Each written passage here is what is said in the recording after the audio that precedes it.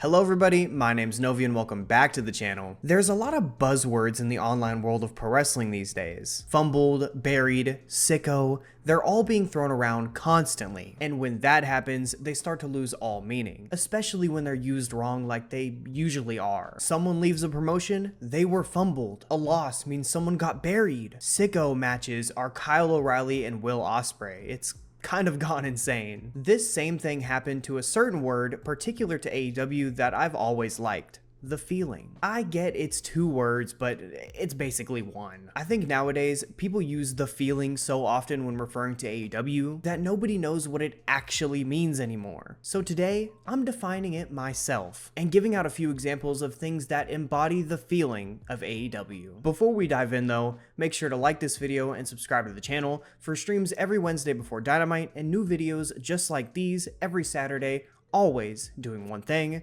talking graps. Also, I want to give a shout out to @LightMatane on Twitter for laying out the groundwork for this idea. Give them a follow, they're great on there. I think to kick things off, we should get the easy one out of the way first. There's no wrestler that embodies the spirit of AEW better than Hangman Adam Page. I mean, the Cowboy story was the centerpiece of the entire promotion for nearly 3 years, so that does kind of give it away. But really though, his road to capturing the AEW World Championship is a story I think every AEW fan rallied behind. A man losing his friends because of his own insecurity and pushing away new ones because of the same reason. A man unable to accept the love and admiration from his own fans. And of course, the basis for the two things I've listed, a man battling his demons. His story is raw and it's real, and it's what made him the ultimate empathetic babyface. I'm anxious, I'm depressed, the medicine isn't working, but I'm still here because I'm a man. That was just a guy before AEW, just a background character in the group pictures. But through this company-defining story that they told of redemption,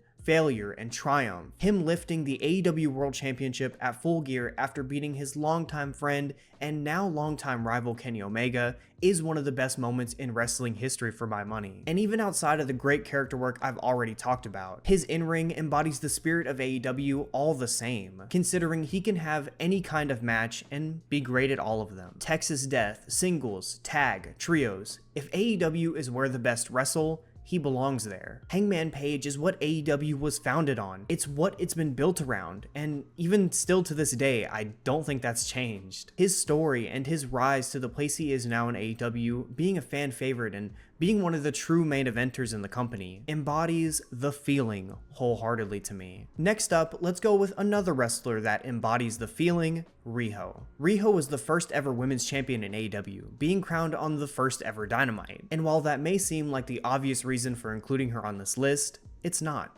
Not really. It's actually the idea that someone like Riho, who for her size wouldn't have been taken seriously in any other major US promotion, can get to that level despite it because she was given the opportunity to show how great she is. And not even just that, it's that same overlooked international talent can be loved to the extent that she is in AEW. She's not in the United States for long stretches of time, and I would say is less of a regular on AEW TV than most. But she's so great every time that when she eventually does come back, the people go crazy for her every time. She could be gone for a week and then return, and she would still get that same kind of reaction because Riho has a true connection with the AEW audience. She's so good that she built that without saying damn near a single word in her 4-year run. And if we're being real, that phenomenon couldn't have happened if it wasn't for AEW. It's like I said, she would have never been taken seriously in other places, but here, she's treated like the star that she is, no matter the size or the language barrier or anything like that. Riho defies everything about conventional wrestling and shows that none of that really matters if you're great at what you do. And that right there is the feeling, to me, no doubt.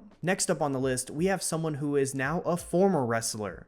Sting. Sting is just one of those wrestlers that holds a special place in many hearts for one reason or another. A guy that has that unique connection with audiences that so few have, that you simply can't teach. Whether you were a WCW or a TNA fan, you probably love Sting because he was the guy to love. However, if you're someone like me and got introduced to wrestling through 2010's WWE, you really wouldn't have ever known what made him so special. That's mostly because in his run there in 2015, he was made out to be a loser because the Freak with the the pen held a grudge. The commentary during his match with Triple H is something that I'll never forget, basically burying all this man's achievements and calling him a loser. It got so bad that JBL couldn't even make the talking points being shouted into his ear sound like himself anymore and just straight up sounded like Vince. The best example of how lame this was is when Sting lost to Triple H and got beat up afterwards. JBL said, "The right side won again." All that wasn't just pettiness, it was just awful and shitty. And then you take that alongside him suffering a neck injury versus Seth Rollins later down the line. It seemed like the Icon was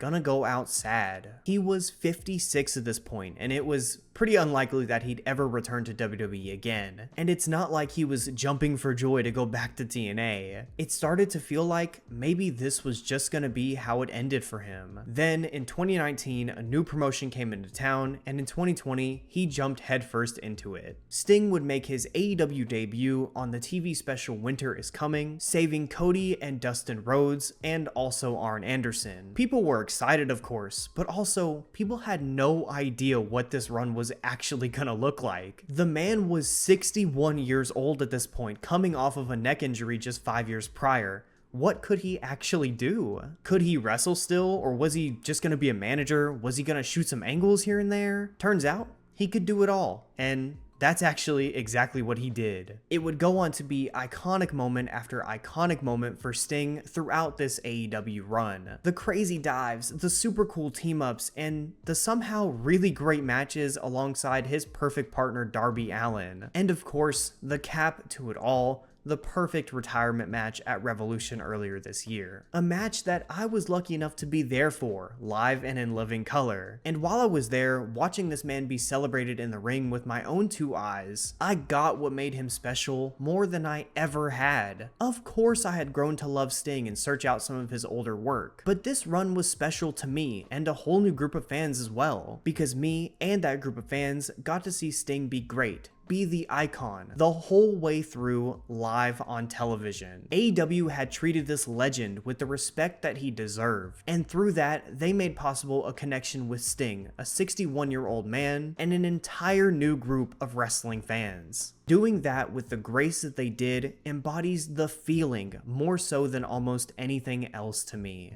I also have to point out that this run made me love him so much, I got the poster. It wasn't just because he was there, it's because I love Sting. But since we're talking about Sting, I think it's also time to talk about his tag team partner, Darby Allin. In AEW, there isn't just one way to do pro wrestling. Everyone has their own unique style that they form through experiences before getting to AEW for the most part. And it works to create an environment where almost nobody in AEW is one-to-one comparable. And even if we widen that lens and look at the broader wrestling world as a whole, there's truly nobody out there that can be compared to Darby Allin. His chaotic, destructive style is one that not many people would be brave enough to even try. A lunatic who goes through glass panes at a very unreasonable height, who tumbles downstairs, which probably shouldn't happen at all, and someone who takes consistent apron bumps for the love of the game. And more often than not, this style leads to uniquely fantastic matches, to the point where I'd say he's the most consistently great TV wrestler in all of AEW. However, his style just wouldn't be possible in a company with the reach of AEW if not for AEW. Not to sound too much like a cornball, but honestly, it's just too wild. But it's his story and how prominent of a character he is on screen, despite all this wildness, that perfectly encapsulates the idea that in AEW you can be who you are. That freedom of expression is not something that we see in the wider wrestling world, and it's exactly what the feeling is all about. Lastly, I want to turn the attention to something other than a wrestler that embodies the feeling of AEW, Will Ospreay versus Swerve Strickland at Forbidden Door 2024. This match being booked before All In was a bold choice. These two are without a doubt the hottest acts in the entire company, and maybe you'd want to hold their one-on-one off for the biggest show possible. But it was clear AEW wanted to solidify who the face of the brand was going to be and cement them in that role. And when it was all said and done, they went with Swerve Strickland, who was pretty easily the right choice at the moment for me. In part, making that decision and really choosing a young star to lead them into the future is the feeling. But I think what stands out even more than that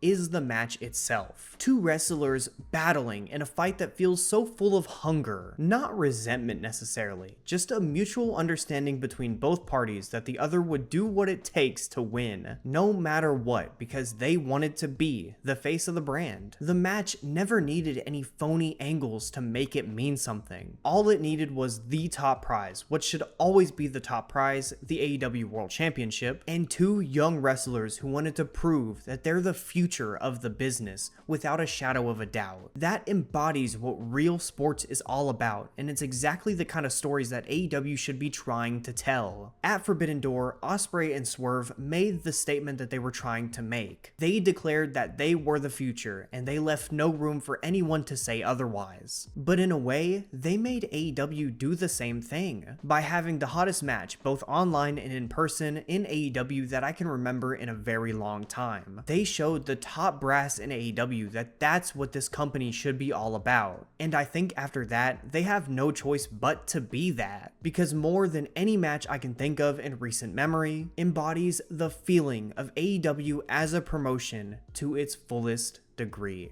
With that being said, that's going to do it for today's video, everyone. Again, huge shout out to Light Matane on Twitter for laying the groundwork for this idea. Make sure to drop him a follow. And while you're at it, you can follow me at It's Noviak on Twitter. I live tweet shows. I, respond to stuff. I engage in some discourse from time to time, drop the follow. And also make sure to like this video and subscribe to the channel down below for new videos like these every Saturday. Always talking grabs. I hope you all enjoyed this video. Thank you for watching. I'll see you again next Saturday. It's been Novi. Much love to you all. Peace.